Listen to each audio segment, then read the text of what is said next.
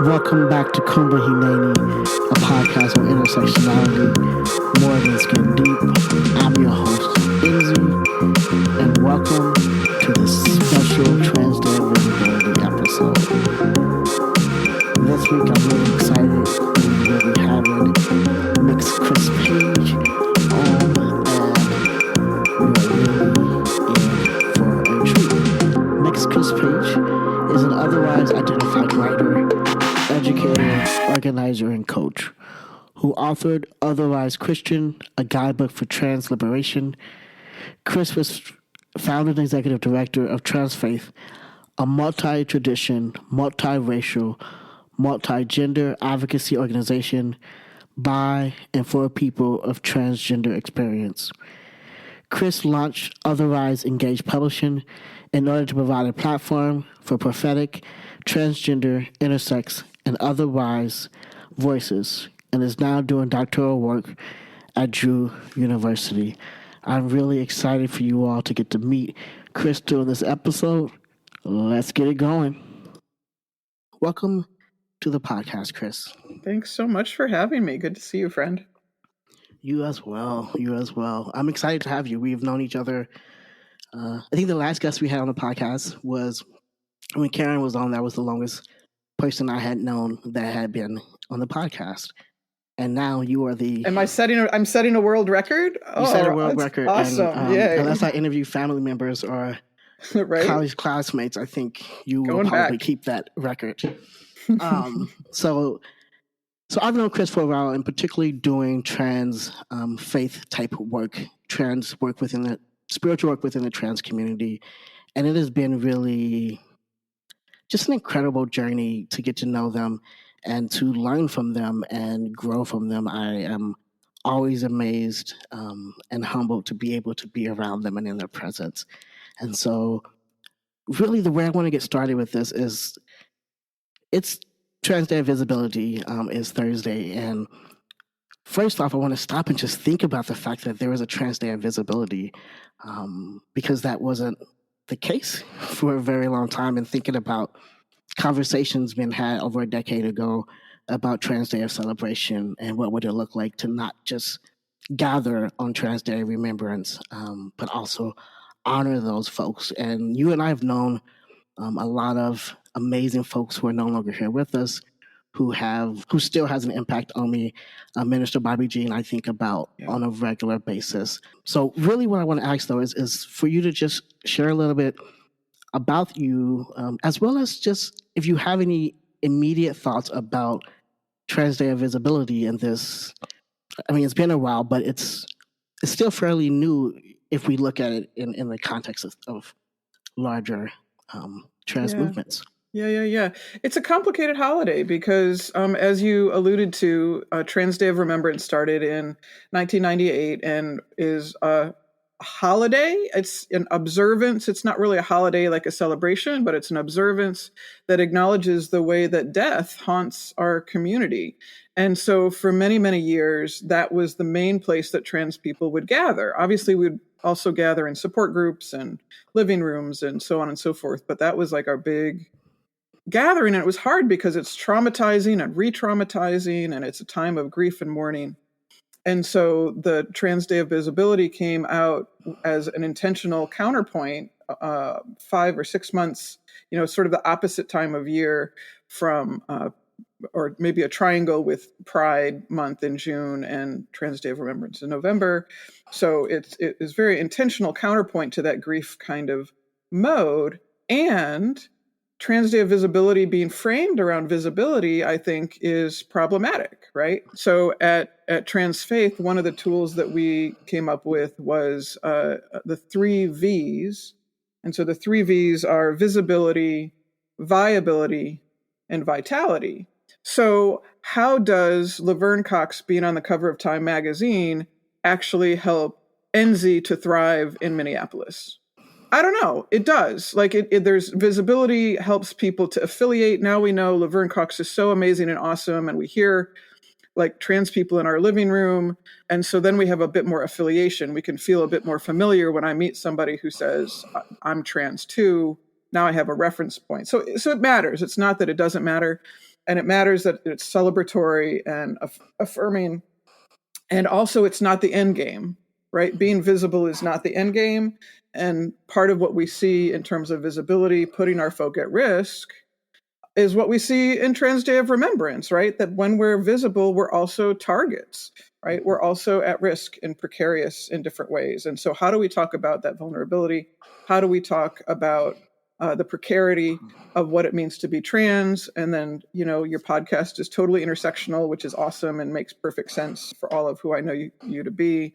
And I have to say, I've learned a ton from you as well. And I hope that's some of what we can talk about too. But so trans people have precarity, but then trans people of color have more precarity, and trans women of color in particular. So a lot of that has to do with visibility. And in what way are you visible to people who maybe don't understand you, maybe are antagonistic, whatever. So it feels like a complicated holiday to me. It's not how I would have framed it exactly, but it's still important counterpoint. Yeah, and I agree with it, and that's why actually in the chat I had to put it down to remind myself that it's Trans Day of Visibility, because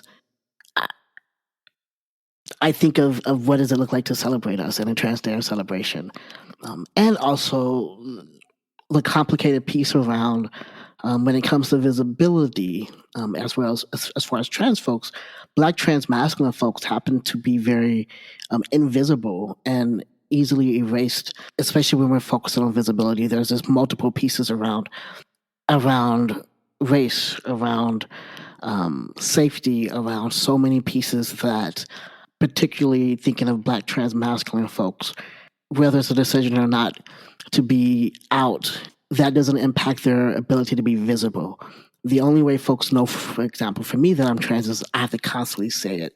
Otherwise, folks would just not think that I'm trans for good or for bad, for whatever it's worth. And thinking about that piece around focusing on visibility, looking forward to the time when we don't have to focus on visibility, as well as thinking about those in our community who are often not seen, or often even in, and this hasn't happened, we haven't gathered in a long time, and this hasn't happened in a long time, but just even thinking about my very first trans gathering I was at in Seattle, and I think it was Gender Odyssey, and me and a bunch of other Black trans masculine folks were on an elevator with other folks at the conference. We had our badges and everything else, and there was an assumption that we were there with a football team. And I remember being like, oh, right, we're in our community, and yet we are invisible. And then trans women of color are not invisible, and they are very much impacted and targeted in some very intense ways. No, it's a heartbreaking story. And I think if we want people to care for us, right? Like if we're saying, if instead of saying, let's make trans people visible, let's say, let's support trans people, let's care for trans people, we need to hear those stories, and we need to think about how we can do better, right? To not make assumptions, to think about the diversity within. I don't think there's one trans community, but there's multiple trans communities, right, that we affiliate in different ways, often around lines of race and gender and other things.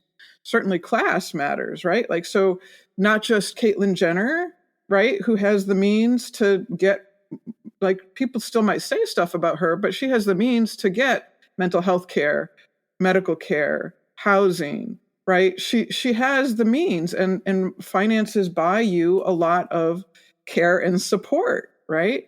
But for folk who don't have those means, who don't have those financial means, who are experiencing employment discrimination, which makes them precarious in terms of housing insecurity, and the list goes on, right? In terms of police profiling of folk on the street, prison incarceration, like how are people being housed in domestic violence shelter or not, or in a prison situation? So like there's this whole other range of issues that lies sort of underneath the surface of a conversation about trans visibility or support. And so that's where I would really want to turn the conversation, is like, what does it mean to be affirming, to be supportive, to be caring? What does that look like as a practice, right? Not just as I posted something on social media. And it matters, right? Visibility matters. Social media is great. We want to say antagonism is not the ruling party of the day.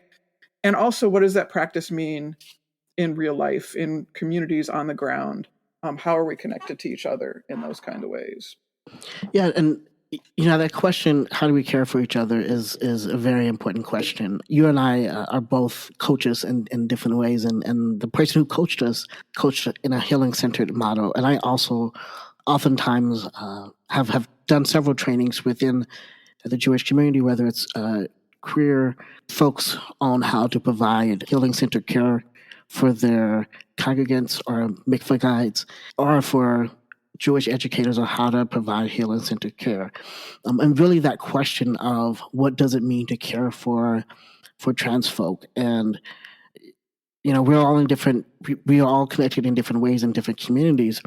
And what I want to say is some of the things I'm going to say is maybe still valid, and I hope it's not, but I'm assuming it probably is still valid. And thinking about particularly, so today, as the day that we're recording this episode, yesterday was my 9-year Jewversary, my 9-year of going to the mikveh. And really, it's interesting because I very seldom talk about that, and also it's a part of who I am. And so saying that to say that it's been over a decade, clearly, since I have been very much involved in the church. And in my experience at that time, oftentimes non-trans pastors or ministers or clergy really did not know how to care for trans folks. And so there was this clatter or rush to try to find a trans person to send them to talk to or to support.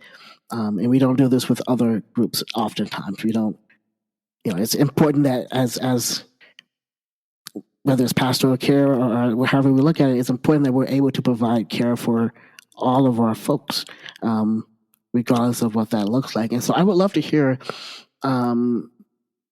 really, when you think about what does care look like for trans folk, what are some things you're thinking about? Because this conversation about care has really been pushed in some ways on a medical way, because in the medical stance, we often experience discrimination in hospital settings. And so I'm actually kind of excited about thinking about this in a non-medical context.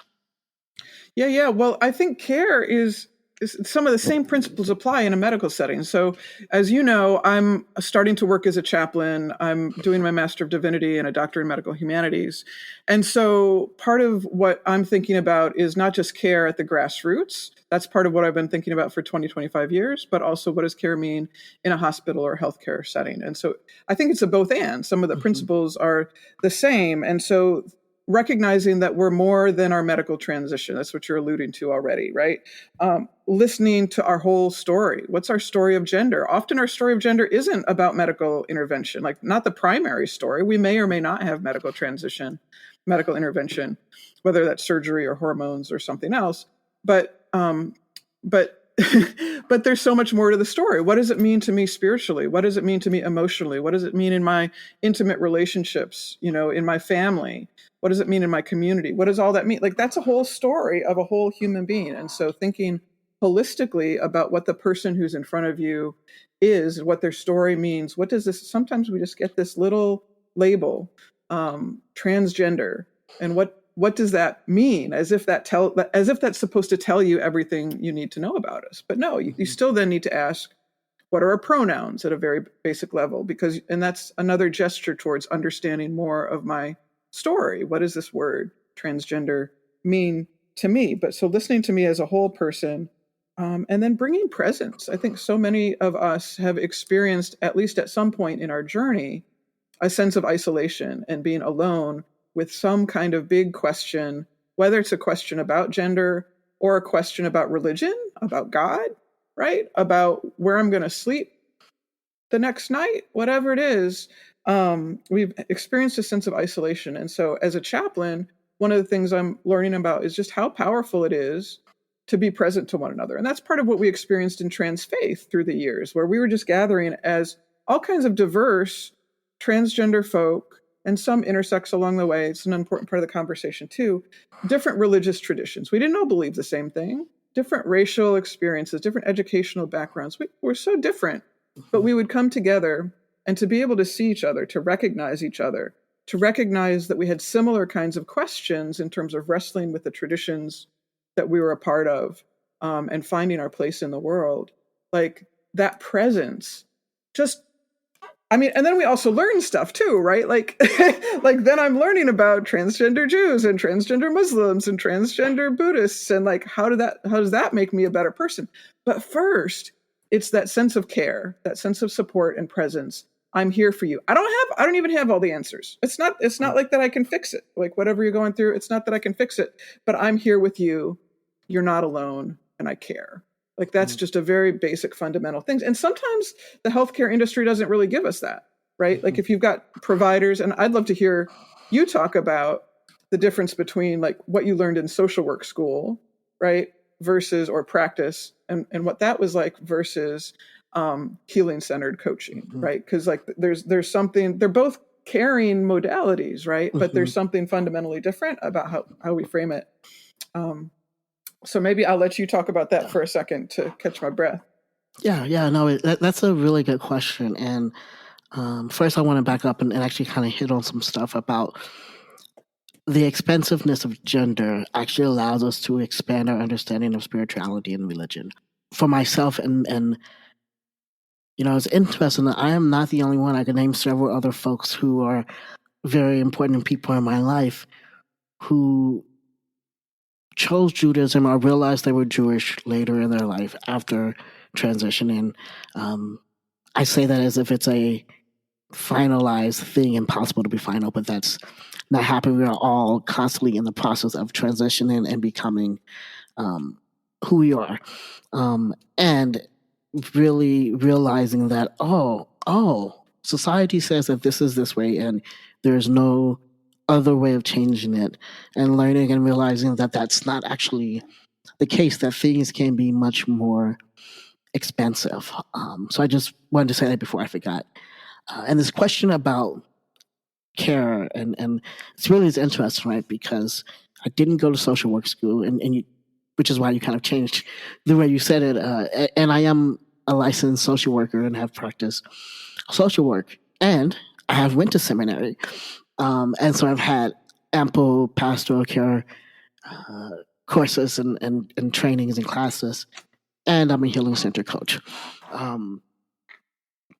And so one of the things that, and I haven't shied away from this, and as we talked about the diversity of trans faith, and even thinking, I think, I'm not completely sure, but you may have been the person that introduced me to Rabbi Jessica Rosenberg a while ago, and it's just incredible. But really thinking about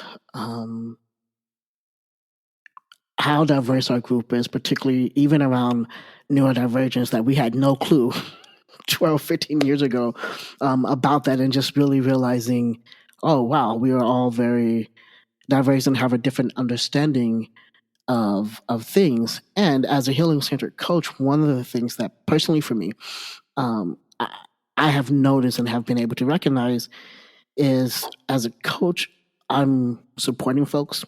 They're experts in their own lives. And regardless of what social workers would say and how our missions of often things are, social workers is set up as if we know what's best. And we have the answers already set out. And this isn't the episode to do it, but we'll just name that social work as a profession is so steeped in racism that it is hard to amply provide care for your clients. It is hard to provide care for clients when you have unsheltered Black mothers who may have a different understanding of the way we do things. And statistics do show that folks tend to treat those within their own racial background in a different way. Less about not liking people that's different from them, and more about you understand what your background is different than other folks. And so there's a reason why oftentimes Black and Native youth are overly represented in foster care situations.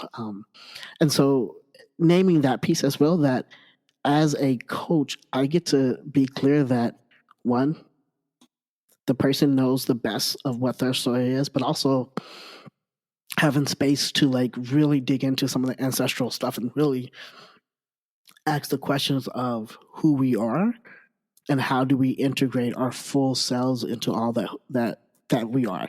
One of my models, or on my logo, it says "Embrace your authentic self," and that's something that's hard to do, particularly through a spiritual, particularly when there is spiritual abuse and spiritual oppression.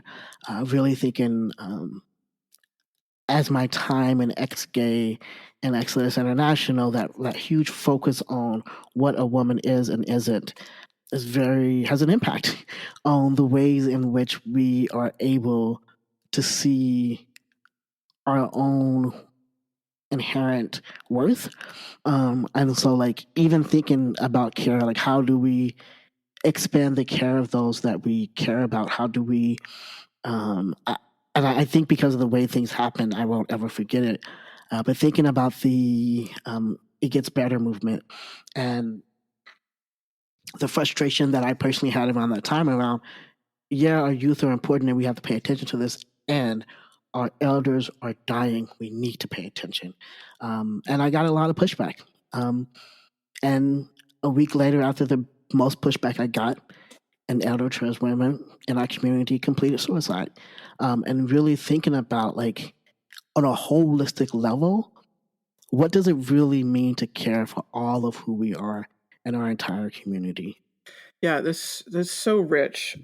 There's such a tension around competence, right? In terms of being a provider, cultural competence, trans competence, all the things, right? On the one hand, we don't want to invite people to show up clueless about culture, about gender, about what people go through. We need folk to do their own work. And a lot of that work means listening to people's lived experiences. And at the same time, when we show up, we need to show up with cultural humility and just interpersonal humility. Like, just because Enzi, I could list a whole bunch of labels for you. And none of those really tell the story of Enzi that I know, who's been my friend for more than 10 years, because they're just labels, right? And you are much more than the sum total of the labels that we could slap on your bio, right? And so there's this combination of competence and humility to show up. And in medical humanities, there's a whole field of care ethics is really sort of unpacking what does that mean to understand people holistically and in their context, right? Like that you're not just this medical diagnosis, right? That you're also part of a family and living in a particular community that's dealing with certain things. And that, like, if we really want to give high quality holistic care, we need to be considering your whole context and your whole story, that you're a part of a relational web, right? Relational networks.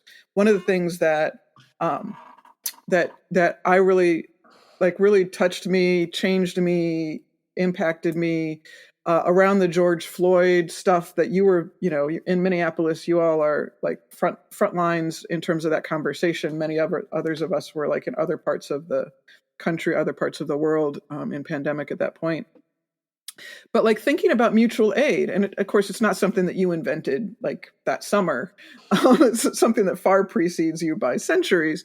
But for me, instead of thinking as a white person, right, like how do I save the world, right? Because that's often what we as white people are sort of trained or taught or grow up thinking, I'm going to grow up to save the world, which doesn't even make sense to say it, but that is like what we're like trained to do. And so when the pandemic happens, when a situation like the murder of George Floyd happens, then there's a part of me, like my white brain part, right? That's like, I must go fix it. and that's nonsense, right? Like, how am I going to be in Philadelphia or New Jersey and like fix something in Minneapolis? Like, it just doesn't make sense.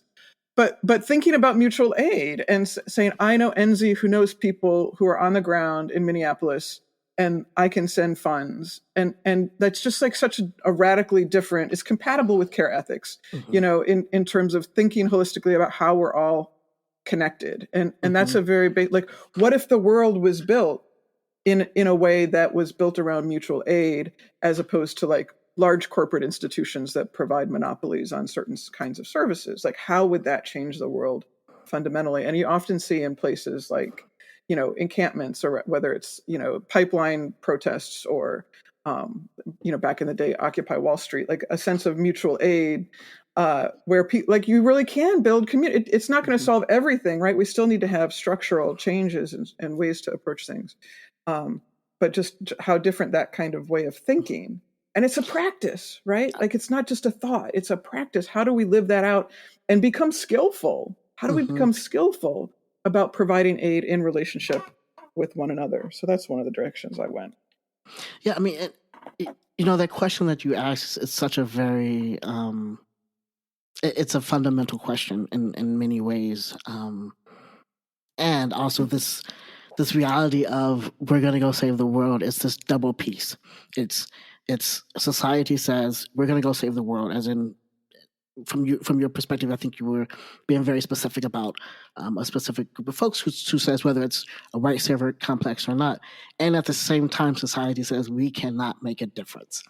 And we're playing with this dual piece at the exact same time. This piece, because abolition, for example, and I will talk about abolition until it's a reality. And abolition is really, we constantly think about it in a negative sense. But in reality, the reason why abolition is such a hard thing to grapple is our ability to imagine and dream of a world where policing and prisons is not needed is completely compromised. We don't have the ability to dream or envision a world. Like I even think, what would it mean to envision a world in which Black trans sex workers are treated with dignity and respect? I don't know if we're going to see that world, but I would love to see that world, because there are people who I love who are Black trans sex workers, and not just because of that. And like, what does that look like to? And part of it is that question of moving from visibility to celebration, as well as we're looking at, even as we're looking at that question of care and healing, because, and this isn't just in trans communities, this is probably in many marginalized communities. When folks are isolated and are a part of marginalized communities, what tend to happen is when we gather together, the conversation centers on the negative pieces of what is happening and what our experiences, because we don't get to talk about it often. And so naming that piece around care, to be able to just listen, to be able to find the times, whether it's, find the moments where it's actually, maybe I should kind of not speak now and sit back, watch, and learn. Those are times for that. And I love your invoking of imagination. I think it's so important. Like the bar is set so low, like for Black trans women to be like, I dream of turning 35 and not being dead yet.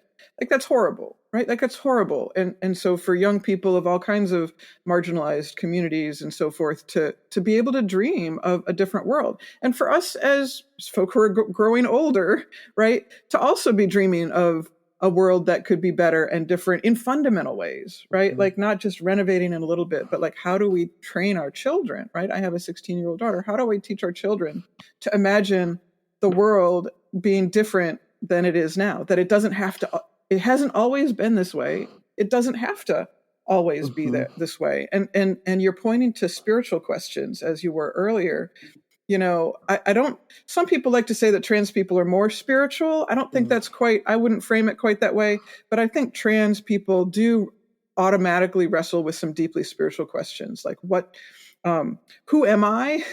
What does it mean for me to be a part of this world? Where do I fit in? Like those are deeply spiritual questions that can have us thinking about ancestors and the children yet to come, right? That place us in the midst of traditions, moving forward. And so deeply spiritual questions. And that's part of this practice, right? In religious communities, we learn to practice the world being a different way. Like, yes, there's the reality out there.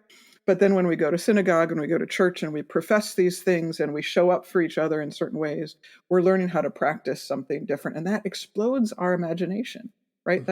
Imagination is a deeply spiritual concept and practice, right? How do we invoke that? How do we practice being imaginative and creative about our possibilities. Wow. Yeah, no, that's really important. I'm not sure what our timing is like, and I really actually want to make sure that we really just spend a little bit of time just kind of honoring and thinking about those folks who are here and who aren't here that have had a major impact. If that's okay, we don't have to do a lot of talking about that, but really thinking particularly about Jonathan. Is it Thundergood? Thunderwood. Yeah, I always like messing up. You know, Jonathan, who is I learned so much from, and is just incredible, an amazing person, elder who he doesn't know I'm saying this, so but who shows up to we have a Black Trans Tourist Club on Sundays, and it is amazing to be in community one with folks who I've known for a very long time and can look up to and see myself and my journey reflected back at me. Wait, you're not the only Black transgender Jew? Right. It's amazing. Right. And you know, it's funny because it's we say that in like when I first met Jonathan, it was like, right.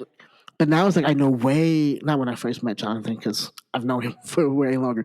But now there's the fact that there's a Torah club, right, where we're able to gather and learn and really grapple together with these things, as well as thinking about others like Lewis Mitchell, who is I call him my pops for a very important reason, but also just thinking about the small things I've learned, even about being an intentional male, and about the ways in which we live in the world. And I mentioned Minister Bobby Jean Baker already, but wow, has it almost been a decade? Wow,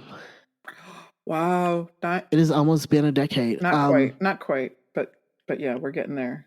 Is it 8 years? 2014, January 1st, 2014. Yeah. So that's 8 years. Yeah, so that's 8. Yeah. Anyhow, just really thinking about her presence. Minister Bobby Jean had such a very strong presence, for good or for bad. It was a very powerful presence.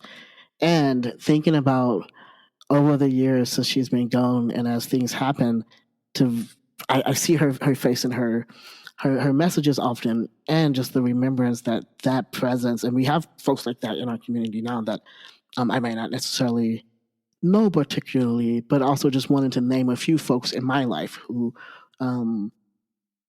if they were not visible, I don't know that I would be here, because their visibility made a huge impact on my life. And even thinking right now of a person who it's their story to tell, so I won't tell it, but so I won't say their name. But when I met them, they were like, I don't know any Black trans folks, and I was like, but you're talking to me, and at that point I wasn't in the closet, but I hadn't realized that folks if they don't know, they don't know, and the importance of people being able to see themselves in folks is just incredible.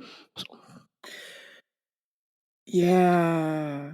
And I think this is where visibility really does matter in terms of our survival. A lot of people say they don't know trans people, or they only know white trans people, right? Or they only know whatever category.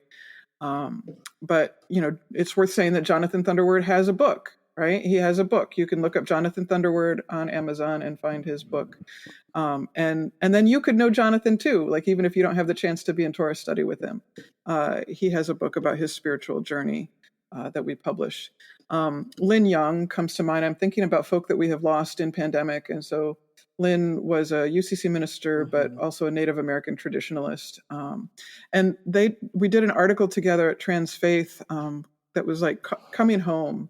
It was about like, instead of coming out, is coming home, and like scratching this, like they talked about cleaning the tile in the bathroom, right? And how you take the layers of stuff that's been put on you off, and you come home to the sacred fire of your community that accepts you. And so Lynn is somebody that I'm thinking of. I'm thinking about Virginia Mollenkott, who did one of the first major theological works on transgender and Christianity, and was a dear friend. And I saw her a few weeks before she passed. I think I'm just not hearing about this. Oh, yeah. No, she was an elder. She was older, and she had a long life as a feminist, and then a lesbian, and then started talking about transgender in like 2001 or 2003, somewhere around there. She has a book though, right? She has a book called Omnigender, Yep, which is now kind of dated, but still important historical work. I mean, because it's been 20 years, it's 20 years now. I just don't want to think that it's dated. That's why I'm like, right. What do you mean it's dated? I think about Liam Hooper, who's one of our mutual friends, and his book, Transforming Proclamation, that's also available on Amazon and other places. He talks about shedding skin, some of what we were talking about with spiritual questions, shedding skin and just like finding that deeper sense of who we are, and throwing off what other people have put on us is another person. And so I'm naming the books in part because like these aren't just people who are out there. Sometimes we think, oh, I don't know people. And then we think maybe they exist, but I don't have any way of getting to know them. But there are articles and there are books and there are like podcasts that people are getting to know you. Thank goodness that like this exists, to be sharing our stories in all kinds of different ways, but not just our stories, also our insights, and like learning about like the world can learn more about what it means to be human by listening to trans folk talk about our spiritual lives. And again, not just the medical interventions and so on and so forth. And so Monica Roberts is another person that I think of who isn't known as a faith leader. She was, very sort of a political voice, a secular voice in terms of how she presented, but, she went to church. Like it was a big part of her life. If you knew her, if you attended her memorial, you heard about the people that she churched with. And so, people have these images of us as monolithic, single issue, whatever, but we have these rich lives. And there's lots of elders and ancestors now Liam's not an ancestor. He's just an elder. No, that's important. And it's just really, it's really important to name those and to be able to name folks. It's just incredible. So before we finish up, I want to really leave us with a few thoughts. And the first thought is our question is for folks who are clergy folks or who are engaged in any type of care work or helping work. What are you doing to be able to provide care and to care for trans folks in your life and in your community?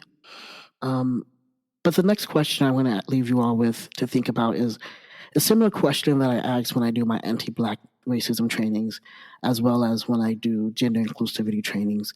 And so this is going to be more specific about gender inclusivity, but what are you doing and how can you uplift the dignity and liberation of trans folks in your life? What are the things that you can do in your life to recognize the dignity as well as provide liberation for trans folks? And before we get done, Chris, did you want to add anything else or say any extra pieces? I know this was quick as well as longer.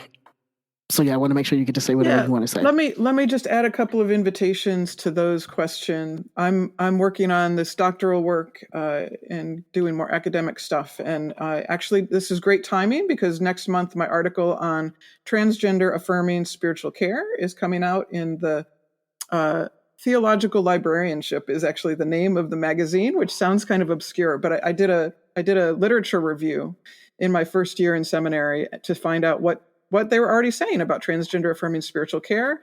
And that ultimately became a peer-reviewed publication that is a good starting point for people who do want to do more kind of book learning, which is one way to build competence, but not the only way.